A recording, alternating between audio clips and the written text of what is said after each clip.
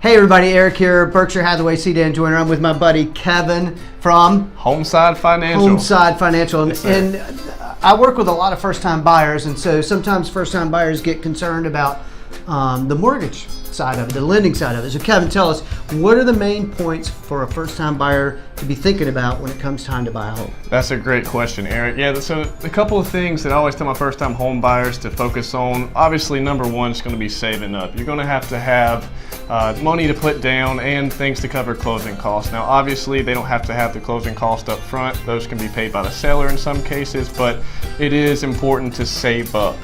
One of the biggest myths that we have in the mortgage industry is that you have to put 20% down, and that's not true. First-time home buyer programs, we have a lot of options where we have a conventional loan option that only requires 3% down. So that's one of the biggest myths. Also, I mean, if you're a $100,000 house, it's $3 grand. $3 grand to put down.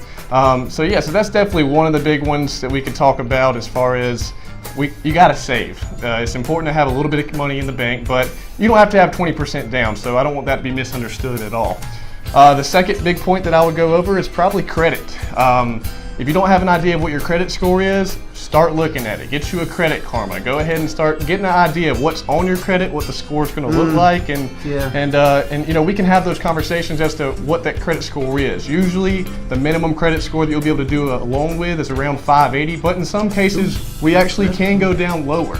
I'd say a good credit score that would, the average credit score, if you will, is going to be around 600 and maybe a little bit higher, but none of those are a problem. A lot of people, again, another myth buster is, well, I don't have 700 credit score. What can I do? Yeah. So that's I missed a couple of car payments. Right. My credit score's exactly 580. And that's 580 is stunning to me. Right, and that's not the end of the world. We can definitely take a look at your credit report, see what's going on, and help you out with that as well. So I say that's probably the two big ones that I always run across, and I always talk to my first-time home buyers about.